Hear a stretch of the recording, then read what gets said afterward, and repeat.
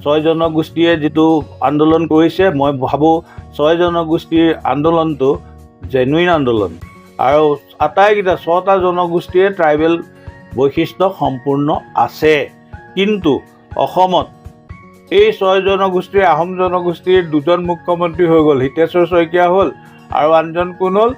এই আমাৰ তৰুণ গগৈ ডাঙা তেওঁলোকে নিজৰ জনগোষ্ঠীক কিয় নোৱাৰিলে এছ টি ষ্টেটাছ দিব কাৰণ ইয়াত এটা মেজৰ প্ৰব্লেম আছে প্ৰব্লেমটো হৈছে কি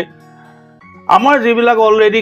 এছ চি এছ টি হৈ আছে সেইসকলে তীব্ৰভাৱে বিৰোধিতা কৰিব চৰকাৰক আৰু বিজেপি চৰকাৰো নাহিব অসমত শাসন গতিকে এই ক্ষেত্ৰত মই ভাবোঁ ছয় জনগোষ্ঠী এছ চি এছ টি মিয়াবিলাকতো এছ চি এছ টি কোনো নহয় অ' বি চিও নহয় কিন্তু সিহঁতে অসম দখল কৰিবলৈ গৈ আছে কেনেকৈ তেওঁলোকতো চবতে আগবঢ়া তেওঁলোকৰ তিনিটা গুণ আছে they are professional intelligent and hard working আৰু যিকেইটা অসমৰ খিলঞ্জীয়া জনগোষ্ঠীসমূহৰ মাজত নাই এই ছয় জনগোষ্ঠীৰ ভিতৰত বাকীখিনি মোটামুটি চবেই আগবঢ়া মাত্ৰ চাহ জনগোষ্ঠীৰ মানুহ আগবঢ়া নহয় ইকনমিকেলি কিন্তু এই ছয় জনগোষ্ঠীৰ মানুহবিলাকক এছ চি এছ টিলৈ আগবাঢ়িব নালাগে যদি চুলাই নাখায় চুলাইবিহীন মদ নোখোৱা প্ৰতিটো জাতিয়ে উন্নতি কৰিব পাৰিব